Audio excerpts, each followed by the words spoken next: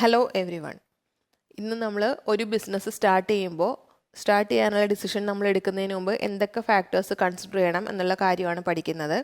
ഇതിനു മുമ്പുള്ള ഏതെങ്കിലും വീഡിയോസ് നിങ്ങൾ മിസ്സായി പോയിട്ടുണ്ടെങ്കിൽ ഫുൾ വീഡിയോസിൻ്റെ പ്ലേലിസ്റ്റിൻ്റെ ലിങ്ക് ഞാൻ ഡിസ്ക്രിപ്ഷനിൽ കൊടുത്തിട്ടുണ്ട്, നിങ്ങൾക്ക് വാച്ച് ചെയ്യാവുന്നതാണ്. സോ നമുക്ക് സ്റ്റാർട്ട് ചെയ്യാം. നമ്മൾ ഒരു ബിസിനസ് സ്റ്റാർട്ട് ചെയ്യാൻ പ്ലാൻ ചെയ്യുമ്പോൾ, ഫോർ എക്സാമ്പിൾ ഇന്ന് നിങ്ങൾക്ക് തോന്നുവാണ് ഒരു ബിസിനസ് സ്റ്റാർട്ട് ചെയ്യാം. അങ്ങനെ നിങ്ങൾക്ക് തോന്നിയാൽ നാളെ തന്നെ നിങ്ങൾക്ക് പോയി ബിസിനസ് സ്റ്റാർട്ട് ചെയ്യാൻ പറ്റുമോ? പറ്റില്ല. കാരണം അതിന് മുമ്പ് നിങ്ങൾ കുറേ ഫാക്ടേഴ്സ് കൺസിഡർ ചെയ്യാനുണ്ട്, കുറേ ഫാക്ടേഴ്സ് നോക്കാനുണ്ട്, മനസ്സിലാക്കാനൊക്കെ ഉണ്ട്. അപ്പോൾ അങ്ങനെയുള്ള ഫാക്ടേഴ്സ് ഏതൊക്കെയാണെന്ന് നമുക്ക് നോക്കാം. First one, selection of line of business. അതായത് നമ്മൾ എന്ത് ബിസിനസ്സാണ് ചെയ്യാൻ ഉദ്ദേശിക്കുന്നത്, എന്ത് പ്രൊഡക്റ്റാണ് നമ്മൾ മാനുഫാക്ചർ ചെയ്യാൻ പോകുന്നത്, അല്ലെങ്കിൽ എന്ത് പ്രൊഡക്റ്റാണ് നമ്മൾ ഡിസ്ട്രിബ്യൂട്ട് ചെയ്യാൻ പോകുന്നത്, ആ കാര്യങ്ങൾ നമ്മൾ ആദ്യം ഐഡൻറ്റിഫൈ ചെയ്യണം. അതിന് നമ്മൾ എന്തൊക്കെ ബേസിൽ അത് ഐഡൻറ്റിഫൈ ചെയ്യുന്നത്? നമ്മൾക്ക് ആ പ്രൊഡക്റ്റിനെ പറ്റി എത്ര നോളജ് ഉണ്ട്, നമുക്ക് ആ ആക്ടിവിറ്റിയെ പറ്റി എത്ര നോളജ് ഉണ്ട്, നമ്മൾ ചെയ്യുന്ന പ്രൊഡക്റ്റിന് എത്ര പ്രോഫിറ്റ് ഉണ്ട്, അതിന് എത്ര ഡിമാൻഡ് ഉണ്ട്. നമ്മളിപ്പോൾ ഒരു ഐറ്റം പ്രൊഡ്യൂസ് ചെയ്യുന്നു, ആ ഐറ്റത്തിന് ഒരു ഡിമാൻഡും ഇല്ലാത്ത ഒരു ഐറ്റമാണ്, അല്ലെങ്കിൽ ഡിമാൻഡ് വളരെ കുറവുള്ള ഒരു ഐറ്റം ആണെങ്കിൽ നമ്മുടെ പ്രൊഡ്യൂസ് ചെയ്യുന്ന പ്രൊഡക്ട്സ് കറക്റ്റായിട്ട് സെല്ലാവില്ല. അത് നമ്മുടെ പ്രോഫിറ്റബിലിറ്റിയെ ബാധിക്കും, നമ്മുടെ നിലനിൽപ്പിനെ ബാധിക്കും. അപ്പോൾ അങ്ങനെയുള്ള കാര്യങ്ങളൊക്കെ ഡിസൈഡ് ചെയ്തിട്ട് നമ്മൾ ആദ്യം ഏത് ബിസിനസ് നമ്മൾ തുടങ്ങണം എന്ന് ഡിസൈഡ് ചെയ്യുക. Second one, size of business. നമ്മളിപ്പോൾ ടെക്സ്റ്റൈൽസ് മാനുഫാക്ചർ ചെയ്യാം എന്ന് തീരുമാനിച്ചു എന്ന് വയ്ക്കുക. അങ്ങനെയാണെങ്കിൽ അത് സ്മോൾ സ്കെയിലായിട്ട് തുടങ്ങണോ, അതായത് ചെറിയ രീതിയിൽ ചെറിയൊരു പ്ലാന്റൊക്കെ ഇട്ടിട്ട് തുടങ്ങണോ, അതോ വലിയ രീതിയിൽ കുറേ ലാർജ് സ്കെയിലിൽ കോംപ്ലക്സ് മെഷീനറീസ് ഒക്കെ വാങ്ങിച്ച് കുറേ ഏരിയയെല്ലാം യൂസ് ചെയ്ത് അങ്ങനെ ലാർജ് സ്കെയിലിൽ തുടങ്ങണോ എന്നുള്ളത് നമ്മൾ ഡിസൈഡ് ചെയ്യണം. നമ്മൾ ഏത് സൈസിലാണ് ബിസിനസ് തുടങ്ങാൻ പ്ലാൻ ചെയ്യുന്നത്, അത് നമ്മൾ കൺസിഡർ ചെയ്യുന്ന ഫാക്ടേഴ്സ് എന്തൊക്കെയാണ്? നമ്മൾ ചെയ്യുന്ന പ്രൊഡക്റ്റിന് ഇപ്പോൾ എക്സാമ്പിൾ നിങ്ങൾക്കൊരു സ്പെഷ്യലൈസ്ഡ് സ്കില്ലുണ്ട്. ഡ്രസ്സിൽ നന്നായിട്ട്, ഇപ്പോൾ ചുരിദാറിൽ നിങ്ങൾക്ക് നന്നായിട്ട് എംബ്രോയ്ഡറി ചെയ്ത് വിൽക്കാൻ അറിയാം, അത് നല്ല ഹൈ ക്വാളിറ്റിയിൽ ചെയ്യാനറിയാം. ആ പ്രൊഡക്റ്റിന് നല്ല ഡിമാൻഡും ഉണ്ടെന്ന് നിങ്ങൾക്ക് മനസ്സിലാവുന്നു എന്ന് വയ്ക്കുക. അങ്ങനെയാണെങ്കിൽ നിങ്ങളുടെ കയ്യിൽ ക്യാപിറ്റലും ഉണ്ട് എങ്കിൽ നിങ്ങൾക്ക് ലാർജ് സ്കെയിൽ തുടങ്ങണമെങ്കിൽ ലാർജ് സ്കെയിൽ തുടങ്ങും. കാരണം പ്രൊഡക്റ്റിനും ഡിമാൻഡ് ഉണ്ട്, നിങ്ങളുടെ കയ്യിൽ ക്യാപിറ്റലും ഉണ്ട്. സോ ലാർജ് സ്കെയിലിൽ നിങ്ങൾക്ക് സ്റ്റാർട്ട് ചെയ്യാം. നേരെ മറിച്ച് നിങ്ങൾ തുടങ്ങാൻ പോകുന്ന ബിസിനസ്സിനെ പറ്റി നിങ്ങൾക്ക് വലിയ ഐഡിയ ഇല്ല, ആ പ്രൊഡക്റ്റിന് എത്ര ഡിമാൻഡ് ഉണ്ടെന്ന് അറിയില്ല, അല്ലെങ്കിൽ എക്സാമ്പിൾ ഇപ്പോൾ ഇതുപോലെ കൊറോണ പോലത്തെ ഒരു സമയമാണ്, അപ്പോൾ അത് എങ്ങനെയാവും എന്ന് നിങ്ങൾക്കൊരു ടെൻഷനുണ്ട്, അതിനെ അറിയില്ല, ക്യാപിറ്റൽ കുറവാണെങ്കിൽ നിങ്ങൾ സ്മോൾ സ്കെയിലിൽ തുടങ്ങാം. അപ്പം അങ്ങനെ നമ്മൾ അതിൻ്റെ ബേസിൽ നമ്മൾ ഡിസൈഡ് ചെയ്യുക നമ്മൾ എങ്ങനെയാണ് തുടങ്ങാൻ ഉദ്ദേശിക്കുന്നത്. സ്മോൾ സ്കെയിലാണോ ലാർജ് സ്കെയിലാണോ എന്നുള്ളത് നമ്മൾ പല ഫാക്ടേഴ്സ് കൺസിഡർ ചെയ്തിട്ട് അത് ഡിസൈഡ് ചെയ്യുക.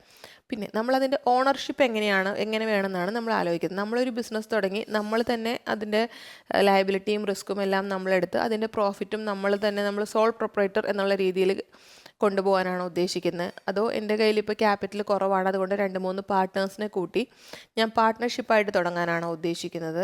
ഇനി അതുമല്ല, കുറച്ചും കൂടെ ലാർജ് സ്കെയിലിൽ ഒരു കമ്പനി ആയിട്ടാണോ ഫോം ചെയ്യുന്നത്? എങ്ങനെയാണ് നമ്മൾ ഉദ്ദേശിക്കുന്നത് എന്ന് നിങ്ങൾ ഡിസൈഡ് ചെയ്യുക. ഇതെല്ലാം ഡീറ്റെയിൽ ആയിട്ട് നമ്മൾ നെക്സ്റ്റ് ചാപ്റ്ററിൽ പഠിക്കുന്നുണ്ട്. അപ്പോൾ അതിൻ്റെ ഓണർഷിപ്പിൻ്റെ ഫോം നമ്മൾ എങ്ങനെയാണ് വേണ്ടതെന്ന് ബിസിനസ് ഓണർ ഡിസൈഡ് ചെയ്യുക. Next one, location of business. ഇത് ബിസിനസ്സിൻ്റെ പ്രോഫിറ്റബിലിറ്റി അഫക്റ്റ് ചെയ്യുന്ന ഒരു ഇമ്പോർട്ടൻറ്റ് ഫാക്ടറാണ് ലൊക്കേഷൻ ഓഫ് ബിസിനസ്. എക്സാമ്പിൾ പറഞ്ഞാൽ, ഇപ്പോൾ യു പിയിൽ നമുക്ക് ഷുഗർ പ്രൊഡ്യൂസ് ചെയ്യാൻ വേണ്ട റോ മെറ്റീരിയൽസ് യു പിയിൽ കൂടുതൽ അവൈലബിൾ ആണ്. ഞാൻ ഷുഗർ പ്രൊഡ്യൂസ് ചെയ്യുന്ന ഒരു പ്ലാന്റ് തിരുവനന്തപുരത്ത് സ്റ്റാർട്ട് ചെയ്യുകയാണെന്ന് വെക്കുക. അപ്പോൾ എനിക്ക് കോസ്റ്റ് വളരെ കൂടും, കാരണം ഞാൻ യു പിയിൽ നിന്ന് റോ മെറ്റീരിയൽ കൊണ്ടുവന്ന് തിരുവനന്തപുരത്ത് കൊണ്ടുവന്ന് അത് പ്രൊഡ്യൂസ് ചെയ്തിട്ട് എറണാകുളത്തോ പാലക്കാടോ അല്ലെങ്കിൽ തൃശ്ശൂരോ എല്ലാം ഞാൻ വിൽക്കുന്നു. അപ്പോൾ ഇത്രയും എനിക്ക് ട്രാൻസ്പോർട്ടേഷൻ എക്സ്പെൻസും അല്ലെങ്കിൽ ഡ്രൈവർ ബാറ്റ മറ്റ് എക്സ്പെൻസൊക്കെ എനിക്ക് ഒത്തിരി കൂടുകയാണ് ചെയ്യുന്നത്.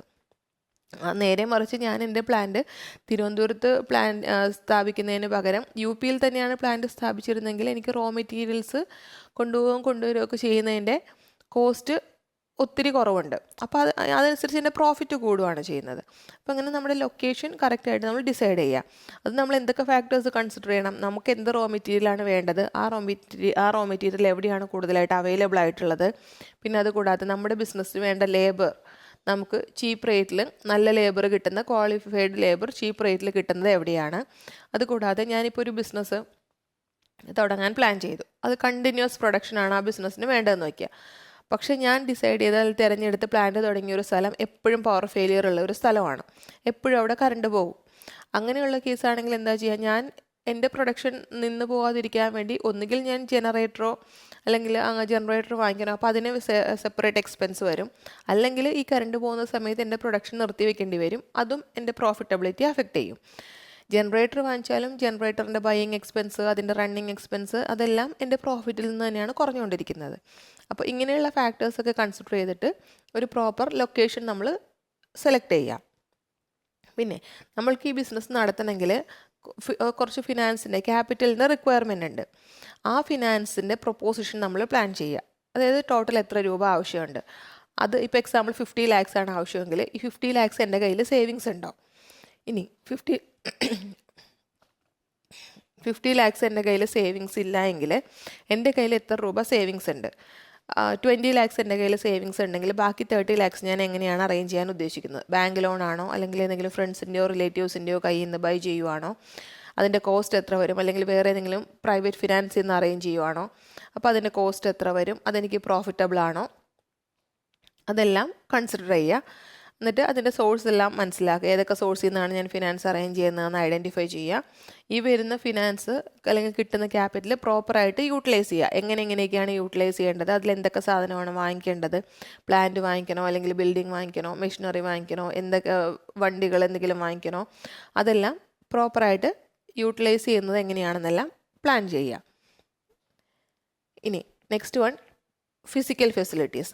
അതായത് നമുക്കൊരു ബിസിനസ് സ്റ്റാർട്ട് ചെയ്യണമെങ്കിൽ അതിന് കുറച്ച് മെഷീനറീസ് വേണ്ടി വരും, അല്ലെങ്കിൽ ബിൽഡിങ്സ് വേണം, അല്ലെങ്കിൽ ഇപ്പോൾ ലോറി അല്ലെങ്കിൽ ടെമ്പോ, അങ്ങനെ അതിൻ്റെ ട്രാൻസ്പോർട്ട് സർവീസസ് വേണം. അങ്ങനെ പല സപ്പോർട്ട് സർവീസസും നമുക്കതിന് ആവശ്യമായിട്ട് വരും. ഇത് ഏതൊക്കെയാണെന്ന് ഐഡൻറ്റിഫൈ ചെയ്യുക, അത് പ്രോപ്പറായിട്ട് അക്വയർ ചെയ്യുക. അക്വയർ ചെയ്യേണ്ടി വരുമ്പോൾ അതിൻ്റെ എക്സ്പെൻസ് എത്രയാണ്, അതെല്ലാം കറക്റ്റായിട്ട് ചെയ്യുക. മെഷീൻസ്, ഏതൊക്കെ മെഷീൻസ് നമുക്ക് വാങ്ങിക്കണം, എന്തൊക്കെ മെഷീനറി നമുക്ക് ആവശ്യമായിട്ട് വരും, അതെല്ലാം പ്ലാൻ ചെയ്യുക. അതിൻ്റെ പ്ലാൻ ലേ ഔട്ട് പ്രിപ്പയർ ചെയ്യാം. അതായത് നമ്മളിപ്പോൾ ഒരു 10 മെഷീനറി നമുക്ക് വേണമെന്ന് വയ്ക്കുക. ഇപ്പോൾ എക്സാമ്പിൾ നേരത്തെ നമ്മൾ പറഞ്ഞ ഇത് വെച്ച് തന്നെ നമ്മൾ ഷുഗർ പ്രൊഡക്ഷൻ പ്ലാന്റാണ് തുടങ്ങിയേക്കുന്നത്. അപ്പോൾ നമ്മുടെ മെഷീനറീസ് നമ്മൾ വാങ്ങിച്ചത്, ഇപ്പോൾ ആദ്യം ഷുഗർ കെയിൻ കഴുകുന്ന ഒരു മെഷീൻ, അത് കഴിഞ്ഞത് കഴുകി കഴിഞ്ഞ് പിന്നെ അത് കട്ട് ചെയ്യണം, പിന്നെ അതിൻ്റെ പുറത്ത് ഇത് കളഞ്ഞിട്ട് അത് സ്ക്യൂസ് ചെയ്ത് നീരെടുക്കണം, പിന്നെ അത് പ്രോസസ്സ് ചെയ്ത് ഷുഗർ ആക്കണം. അങ്ങനെ എവിടേക്ക് ഏതൊക്കെ പ്ലാന്റാണ് വരേണ്ടത്, ഏതൊക്കെ മെഷീനറി എവിടേക്കാണ് അറേഞ്ച് ചെയ്യേണ്ടതെന്ന് ഒരു പ്ലാൻ ലേ ഔട്ട് പ്രിപ്പയർ ചെയ്യുക. Next one, competent and committed work force. അതായത് ഏത് ബിസിനസ് മുമ്പോട്ട് പോകണമെങ്കിലും നല്ല ജോലിക്കാർ, നന്നായിട്ട് ജോലി ചെയ്യുന്നവരെ നമുക്ക് ആവശ്യമുണ്ട്, നല്ല എഫിഷ്യൻറ്റ് വർക്കേഴ്സിനെ. അപ്പോൾ നമുക്ക് ആവശ്യമുള്ള, നമ്മുടെ ബിസിനസ്സിന് ആവശ്യമുള്ള വർക്കേഴ്സിനെ നമുക്ക് എവിടെ നിന്നാണ് കിട്ടുന്നത്? ആ വർക്കേഴ്സിനെ നമ്മൾ എങ്ങനെയാണ് സെലക്ട് ചെയ്യേണ്ടത്?